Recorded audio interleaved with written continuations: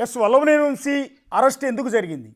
ఆ రోజు కేసులు ఎందుకు ఫైల్ అయ్యాయి అంటే అప్పటి టీడీపీ జాతీయ అధికార ప్రతినిధిగా ఉన్న కొమ్మారెడ్డి పట్టాభి గన్నవరం వెళ్తున్న సందర్భంలో ఆయన గన్నవరం వస్తున్నానని పిలుపునిచ్చిన నేపథ్యంలో అప్పటికే రోడ్డు మీదకి చేరుకున్న వైఎస్ఆర్ కాంగ్రెస్ పార్టీ శ్రేణులు వల్లభనేని వంశీ అనుచరులు పెద్ద ఎత్తున దాడి చేసే ప్రయత్నం చేయటం, పట్టాభి మీద దాడి చేయటం, తెలుగుదేశం పార్టీ ఆఫీసు లోపలికి చొరబడి విధ్వంసం చేసి కార్లని తగలబెట్టడం, అదే రోజు పట్టాభిని కూడా అరెస్ట్ చేసి పోలీస్ స్టేషన్కి తరలించడం అనేది జరిగింది. సో ఆ పట్టాభిని అరెస్ట్ చేసిన విధానం, ఆయన పోలీస్ స్టేషన్లో ఉంచిన విధానం పైన కూడా తీవ్రమైన విమర్శలు కూడా వచ్చాయి. అన్యాయంగా ఆయన లోపల పెట్టి కొట్టారు అని కూడా. సో దానికి ముందే మంగళగిరి టీడీపీ ఆఫీస్ మీద కూడా వైఎస్ఆర్ కాంగ్రెస్ పార్టీ శ్రేణులు దాడికి పాల్పడ్డారు. సో ఈ సందర్భంలో అసలు పట్టాభి గారు, టీడీపీ జాతీయ అధికార ప్రతినిధి పట్టాభి గారు ప్రస్తుతం మనకు లైవ్లో అందుబాటులో ఉన్నారు. పట్టాభి గారు నమస్తే. నమస్కారం అశోక్ గారు. ఇవాళ వల్లభనేని వంశీ అరెస్ట్ని పార్టీ తరఫున మీరు ఎలా రెస్పాండ్ అవుతారండి? ఇది కేవలం పార్టీ తరఫునే కాదు అశోక్ గారు, ప్రపంచవ్యాప్తంగా కొన్ని కోట్ల మంది ఈ రోజు ఎంతగానో ఆనందపడి ఉంటారు. ఈ రోజు కోసమే కొన్ని కోట్ల మంది ఎదురు చూస్తున్నారు ప్రపంచవ్యాప్తంగా. ఎందుకంటే ఈ 8 నెలల కాలంలో మేము ఎక్కడికి వెళ్ళినా కూడా ప్రతి ఒక్కరూ మొట్టమొదటిగా అడిగేది ఇలాంటి వంశీ లాంటి సైకోల్ని మీరు ఎప్పుడు అరెస్ట్ చేస్తున్నారు, ఎప్పుడు బుద్ధి చెప్తారని చెప్పి.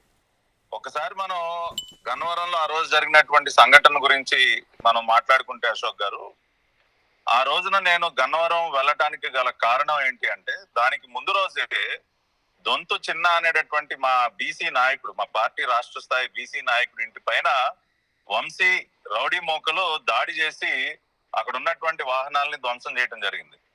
ఒక బీసీ నాయకుడు ఇంటి పైన ఆ రకంగా అరాచకం సృష్టించడంతో పార్టీ యొక్క ఆదేశాల మేరకు ఆ బీసీ నాయకుడు ఎవరైతే దొంతు చిన్నా గారు ఉన్నారో అతనికి మద్దతుగా అతన్ని వెంట పెట్టుకుని పోలీస్ స్టేషన్ కి వెళ్లి ఫిర్యాదు చేద్దామని మేము వెళ్ళటం జరిగింది. ఆ రోజున నేను బయలుదేరి వెళుతున్నటువంటి సందర్భంలోనే ఆ గన్నవరం అవుట్స్కట్స్ అంటే బిగినింగ్ లోనే వంశీ ఆఫీస్ కూడా ఉంటుంది.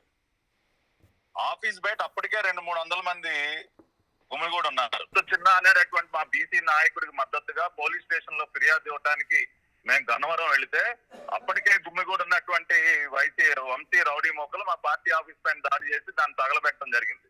ఏది మేము పోలీస్ స్టేషన్ లో మాకు న్యాయం చేయండి అని అడుగుతున్నటువంటి సందర్భంలోనే ఎప్పుడైతే పార్టీ కార్యాలయానికి నిప్పెట్టారని తెలుస్తుందో మేము అక్కడ అప్పటి వరకు కూడా అసలు పోలీసులు ఎవరు వెళ్ళట్లా బయటికి. మేము స్టేషన్ లో ఉండి గట్టిగా ఇదేంటండి మేము ఎక్కడికి రావటం ఏంటి, వాళ్ళేమో అక్కడ తగలబెట్టడం ఏంటి అని గట్టిగా నిలదీస్తే అప్పుడు అక్కడ ఉన్నటువంటి సీఏ అక్కడికి వెళ్ళారు. కానీ అప్పటికే మొత్తం అయిపోయింది. సరే మేము మా ఆఫీస్ ని రకంగా ధ్వంసం చేయటం ఏంటి అని చెప్పి మేము అక్కడ ఉన్నటువంటి ఒక 30-40 మంది మేము బయలుదేరి మా ఆఫీస్ దగ్గరికి వెళ్తుంటే దారిలోనే నన్ను అడ్డగించి నా పైన కర్రలు, రాడ్లు, పెట్రోల్ బాటిల్స్ వీటన్నిటితో కూడా నా పైన దాడి చేయటం. ఆ రోజున మరి అదృష్టవశాత్తు నా వాహనం నా వెనకమాలే ఉండటం, మా సెక్యూరిటీ గాని మా డ్రైవర్ గాని వీళ్ళందరూ నన్ను అక్కడి నుంచి సేఫ్ గా తరలించే ప్రయత్నంలో నా వాహనాన్ని కూడా ధ్వంసం చేశారు రాట్లతో. ఏదో దేవుడి దయ వల్ల ఆ రోజు నా దాడి నుంచి నేను బయటపడ్డాను, లేదంటే ఆ రోజు అక్కడే నన్ను చంపేసేవాళ్ళు. కాబట్టి ఆ రకంగా అంటే నడి రోడ్డు పైన ప్రజాస్వామ్యాన్ని కూనీ చేసి ఏదో ఒక బీసీ నాయకుడి ఇంటి పైన దాడి చేస్తే ఎవరు ప్రశ్నించకూడదంట. అంటే వీళ్ళకి దళితులన్నా బలహీన వర్గాలన్నా ఎంత చులకనో ఒక్కసారి మనం ఆ రోజున ఎంత చులకనగా వ్యవహరించారో ఒకసారి అర్థం చేసుకోవాలి అశోక్ గారు. ఇప్పుడు డ్రైవర్ సుబ్రహ్మణ్యాన్ని ఏ రకంగా చంపి పార్సిల్ చేశారు ఇంటికే, ఆ రకంగా గన్నవరంలో కూడా బలహీన వర్గాలకు చెందినటువంటి ఒక నాయకుడి పైన దాడి చేస్తే మేము ఎవరో రాకూడదంట, ఎవరో ప్రశ్నించకూడదంట. వాళ్ళు ఆ రకంగానే బీసీలని ఎస్సీలని చంపుకుంటూ పోతారంట. ఆ రోజున దానిని అడ్డుకునే ప్రయత్నంలో భాగంగానే మా పైన దాడి జరిగింది, మా పార్టీ కార్యాలయం పైన దాడి జరిగింది. ఇంత జరిగితే అశోక్ గారు ఆ రోజున మేము ఇచ్చినటువంటి ఫిర్యాదుని పరిగణలోకి తీసుకోకుండా తిరిగి మా పైన 307 సెక్షన్లు పెట్టి ఏదో దాడి జరిగింది మా పైన, హత్యాయత్నం జరిగింది నా పైన, నేనంటే అక్కడ ఉన్నటువంటి సిఐని కింద పడేసి అతను గొంతు పీసుకు నేనేదో చేసేపోయానని చెప్పి నా పైన దాదాపు 12 మంది పైన 307 సెక్షన్లు పెట్టి నన్నైతే ఆ రోజు రాత్రంతా తిప్పి తోటలవల్లూరు పోలీస్ స్టేషన్ తీసుకెళ్లి 3rd డిగ్రీ గంట పాటు నన్ను చిత్రహింసలు గురి చేశారు. ఆ గాయాలన్నీ కూడా ఆ రోజు నేను మీడియాకు చూపించడం జరిగింది, కోర్టులో కూడా నా వాంగ్మూలాన్ని ఇవ్వడం జరిగింది. అయినా సరే మమ్మల్ని రిమాండ్ కి పంపించి రాజమండ్రి సెంట్రల్ జైల్లో దాదాపు 2 వారాలకు పైగా మమ్మల్ని జైల్లో పెట్టినటువంటి పరిస్థితి. అంటే ఆ రోజున ఎటువంటి అరాచకమైనటువంటి పరిస్థితులు ఉన్నాయో వంశీ గాని, కొడాలి నాని గాని ఇటువంటి సైకోలందరినీ కూడా జగన్మోహన్ రెడ్డి తన చుట్టూ పెట్టుకుని ఎన్ని దాడులకు పాల్పడ్డాడో, ఎంత హింసకి పాల్పడ్డాడో గన్నవరం ఉదాహరణ అనేది, గన్నవరం సంఘటన అనేది ఒక ప్రత్యక్ష ఉదాహరణ. అంటే పార్టీ కార్యాలయాలపై దాడి చేయటం, వాహనాలకు నిప్పెట్టడం, దానికి ముందే పార్టీ కేంద్ర కార్యాలయం పైన దాడి, దానికి ఏది ఒక సంవత్సరంన్నర ముందు మంగళగిరిలో ఉన్నటువంటి మా ఆఫీస్ పైన జరిగినటువంటి దాడి. అంటే అంటే కార్యాలయాల పైన దాడులు, నిప్పెట్టడాలు, ఇటువంటి సంస్కృతి మనం ఎక్కడైనా చూసామండి గతంలో? ఇవాళ జగన్మోహన్ రెడ్డి ఇవాళ మీడియా ముందుకు వచ్చి మాట్లాడుతూ ఉన్నాడు. మళ్ళీ ప్రజాస్వామ్యం అంట, ప్రజాస్వామ్య పరిరక్షణ అంట, లా అండ్ ఆర్డర్ అంట. ఇప్పుడు జవాబు చెప్పానండి.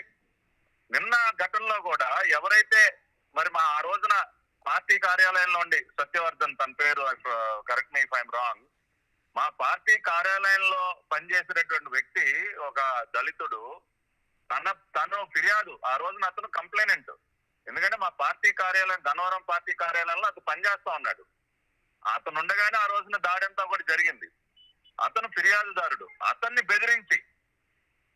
మళ్ళీ బెదిరించి కిడ్నాప్ చేసి బలవంతంగా వంశీ వాళ్ళ వాహనంలో ఎక్కించుకుని కోర్టుకు తీసుకొచ్చి అతని చేత బలవంతంగా ఒక స్టేట్మెంట్ ఇప్పించారు 2-3 రోజుల క్రితం. కిడ్నాపులు చేసి, బెదిరింపులకు గురి చేసి, కంప్లైనెంట్లను బెదిరించి ఆ రకమైనటువంటి స్టేట్మెంట్లు ఇప్పిస్తా ఉంటే ప్రభుత్వం చూస్తూ కూరుకుంటుందని ఇవాళ ఒక దళిత యువకుడు ఎవరైతే ఫిర్యాదుదారుడు ఉన్నాడో అతన్ని కిడ్నాప్ చేసి బెదిరించినటువంటి కేసులోనే ఇవాళ వల్లభనేని వంశీని అరెస్ట్ చేయడం జరిగింది హైదరాబాద్ లో.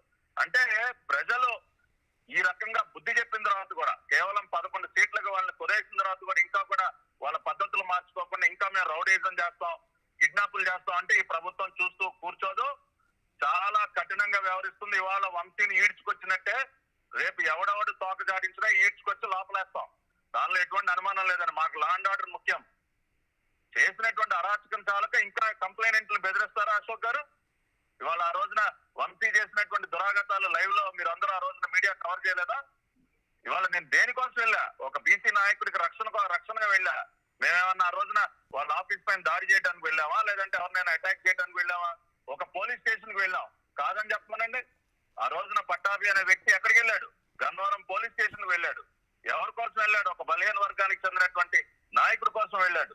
దాడి ఎవరు చేశారు? వైసీపీ రౌడీ మొక్కలు, వంశీ రౌడీ మొక్కలు చంపే ప్రయత్నం చేశారు. ఆఫీస్ తగలబెట్టి మా పైన 307 సెక్షన్లు పెడతారు. ఇవాళ ఈ జగన్ రెడ్డి మాట్లాడతాడు, పోలీసులు ఏదో తప్పుడు కేసులు పెడుతున్నారు. తప్పుడు కేసులు ఎలా పెట్టాలో నేర్పించింది జగన్మోహన్ రెడ్డి ప్రపంచం మొత్తానికి. దాడులు జరిగిన వాళ్ళపైన 307 సెక్షన్లు. ఇవాళ ప్రపంచంలో ఇటువంటి వింత ఎక్కడైనా చూస్తాం అశోక్ గారు? ఇవాళ మేము ఇంకా ప్రజాస్వామ్యబద్ధంగా వ్యవహరిస్తున్నాం కాబట్టి ఈ రోజు వరకు రాష్ట్రంలో ఒక హింసాత్మక సంఘటన కూడా జరగలేదు. మా విధానం అది కాదు. మేము చట్ట ప్రకారం వెళ్తాం, న్యాయబద్ధంగా వెళ్తాం. లా అండ్ ఆర్డర్ మెయింటెనెన్స్ అనేది మాకు ఇంపార్టెంట్ కాబట్టి లీగల్ గా ప్రొసీడ్ అవుతా ఉన్నాం. ఇవాళ కూడా వంశీని చట్టబద్ధంగా అరెస్ట్ చేస్తాం. ఇదేం అక్రమ అరెస్ట్ కాదు. ఒక వ్యక్తిని కిడ్నాప్ చేసి బెదిరిస్తే ప్రభుత్వం చూస్తూ కూర్చోవాలి అశోక్ గారు? యాక్షన్ తీసుకోదా ప్రభుత్వం? ఇవాళ ఆ రకమైనటువంటి యాక్షన్ తీసుకున్నాం.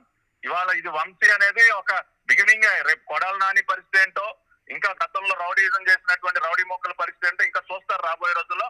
ప్రజలందరూ కూడా అదే కోరుకుంటూ ఉన్నారు అశోక్ గారు. నేను అండర్లైన్ చేసి చెప్తా ఉన్నా, ఇవాళ 164 సీట్లు ఇచ్చి మమ్మల్ని గెలిపించారంటే ప్రజలు కోరుకున్నటువంటి అనేక విషయాల్లో ఇటువంటి రౌడీ మొక్కలకి బుద్ధి చెప్పమని. దేవత లాంటి భువనేశ్వర్ గారిని ఏ రకంగా మాట్లాడాడు వంశీ? ఏం మాట్లాడాడు భువనేశ్వర్ గారి గురించి? ఇటువంటి సైకోల్ని వదిలిపెట్టాలా? ఇవాళ ప్రజాభిష్టం ఇది. ప్రజలు కోరుకుంటా ఉన్నారు ఇటువంటి వారిపైన కఠినంగా వ్యవహరించండి అని చెప్పి. అంటే పట్టాభి గారు వాళ్ళ సతీమణి పంకజశ్రీ కొద్దిసేపటి క్రితం బిగ్ టీవీతో మాట్లాడినప్పుడు అన్నది ఏంటంటే, ఆ రోజు భువనేశ్వర్ గారిని ఉద్దేశించి ఆయన కామెంట్ చేశాడు, కానీ ఎందుకు చేయాల్సి వచ్చింది? దానికన్నా ముందు టీడీపీ శ్రేణులు ఎంత ఇబ్బంది పెడితే మేము ఆ కామెంట్ చేయాల్సి వచ్చింది. ఒకవేళ చేయటం కూడా తప్పే, ఆ తర్వాత మేము క్షమాపణ చెప్పాం కదా, బహిరంగ క్షమాపణ, అయినా కూడా ఎందుకు వదిలిపెట్టట్లేదు అనేది ఆవిడ రైజ్ చేసిన ప్రశ్న. ఇప్పుడు పంకజశ్రీ గారు ఆవిడ మీడియా ముందుకు వచ్చి మాట్లాడే ముందు ఆవిడ శ్రీవారి చరిత్ర ఏంటో తెలుసుకుని మాట్లాడమని చెప్తున్నాం మేము. మాకు మహిళలంటే అమితమైనటువంటి గౌరవం. ఈ రోజు కూడా ఏ రోజు కూడా వంశీ గారి భార్య గురించి కానీ, వంశీ గారి ఇప్పుడు వాళ్ళు ఎవరైతే పంకజశ్రీ గారు ఉన్నారో వారి గురించి ఒక్క మాట తెలుగుదేశం పార్టీకి చెందినటువంటి ఏ నాయకుడు ఏ రోజు మాట్లాడలేదు. భవిష్యత్తులో కూడా మాట్లాడరు. మేము మహిళలను ఏ రోజు కూడా కించపరిచే విధంగా ఎప్పుడు కూడా మాట్లాడలేదు. కానీ వంశీ అతని సైకో మొక్కలు ఎంతమంది మహిళలను వేధించారండి? భువనేశ్వర్ గారికి ఏం సంబంధం అండి? రాజకీయాల్లో ఏ రోజన్నా ప్రత్యక్షంగా ఉన్నారా ఆవిడ? చంద్రబాబు నాయుడు గారు అరెస్ట్ అయిన సందర్భంలో నిజం గెలవాలని ఒక కార్యక్రమం ద్వారా ఆమె బయటకు వచ్చారు. కానీ ఏ రోజైనా భువనేశ్వర్ గారి తండ్రి అన్న ఎన్టీఆర్ గారు ముఖ్యమంత్రిగా ఉన్నప్పుడు ఏ రోజైనా ఎన్టీఆర్ గారు బిడ్డలు రోడ్డు మీదకి వచ్చి రాజకీయం చేశారా? పదవుల కోసం పాకులాడారా? చంద్రబాబు నాయుడు గారు దానికి ఆయన 9 సంవత్సరాలు ముఖ్యమంత్రిగా ఉన్నప్పుడు కానీ మొన్న ముఖ్యమంత్రిగా ఉన్నప్పుడు ఏ రోజన్నా భువనమ్మ గారు బయటకు వచ్చారా? అటువంటి మహిళ గురించి అంత అసభ్యంగానా, అంత నీచంగానా చంద్రబాబు నాయుడు గారు అసలు జీవితంలో చంద్రబాబు నాయుడు గారు కంట నీరు పెడతారని మనం ఎవరైనా ఊహించామండి? ఎంత నిబ్బరంగా ఉండే వ్యక్తి ఆ రోజున ఆయన మీడియా ముందు బోరున ఏడవలసిన పరిస్థితికి కారకుడు ఎవడో ఈ దుర్మార్గుడు వంశీ కాదా? సాటి మహిళగా ఏంటంటే క్షమాపణలు చెప్పేది. ఏం క్షమాపణలు చెప్పారు? ఏమన్నా వచ్చి భువనమ్మ గారి కాళ్ళ మీద పడ్డారు వచ్చి వీళ్ళు ఏదో నేనేదో అనుకోకుండా ఏదో అనేసానంటే అయిపోద్దా? క్షమించేస్తారా? గాయపడినటువంటి హృదయాలు గాయాలు మానిపోతాయా? ఇవాళ చంద్రబాబు నాయుడు గారు నేను ఈ సభలోకి అడుగు పెట్టను అని ఆయన శపథం చేసిన దేనికోసం? ఈ దుర్మార్గుడు ఇతను సైకో బ్యాచ్ మాట్లాడినటువంటి మాటలు, మహిళలు భువనమ్మ గారి పైన మాట్లాడినటువంటి మాటల వల్ల కాదా? ఏం మాట్లాడతారండి వీళ్ళు? ఇవాళ చెప్పనండి, జవాబు చెప్పనండి. ఇవాళ అరెస్ట్ చేశారు. ఇప్పుడు తన భర్త ఒక దళిత యువకుని కిడ్నాప్ చేసి బెదిరించడం కరెక్ట్ అని చెప్తా ఉన్నారా పంకజశ్రీ గారు? ఆ రోజున నా ఇంటి పైన దాడి చేయడం కరెక్ట్ అని చెప్తారా మీరు? నా పైన హత్యాయత్నం చేయడం కరెక్ట్ అని చెప్తారా మీరు మేడం? ఇవాళ దయచేసి ఒక మహిళగా మీరు కూడా అర్థం చేసుకోండి. మీరు కూడా మీ వైపు నుంచి కొంచెం బుద్ధి చెప్పండి మీ శ్రీవారికి. నీ వల్ల కుటుంబానికి అప్రతిష్ట వస్తా ఉంది, మేము తలెత్తుకుని తిరగలేకపోతా ఉన్నాం నీ వల్ల అని చెప్పి గౌరవనీయురాలని చెప్పి పంకజశ్రీ గారికి మేము చెప్తా ఉన్నాం. అమ్మ చెప్పండి, మీరు ఇంట్లో కూర్చోబెట్టి కొంచెం తలంటండి, కొంచెం గట్టిగా బుద్ధి చెప్పండి. ఇవాళ ఏ కుటుంబం అయినా, బిడ్డలైనా, ఇంట్లో కుటుంబ సభ్యులైనా బయటకు వెళ్ళినప్పుడు తలెత్తుకుని తిరగాలి. ఇవాళ వంశీ కుటుంబ సభ్యులుగా నాకు తెలుసు మీరు ఎంతో ఇబ్బంది పడతా ఉన్నారు. ఆ పరిస్థితి మీకు రావటం మాకు ఇష్టం లేదు, కానీ దానికి కారకుడు మీ భర్త. కాబట్టి ఇంకా కూడా దయచేసి మేము సవినయంగా కోరుతా ఉన్నాం, మీ భర్తని సమర్థించుకుంటూ మీరు దయచేసి మాట్లాడొద్దమ్మా. మీ భర్త చేసినటువంటి దుర్మార్గాలు ప్రపంచం మొత్తానికి తెలుసు.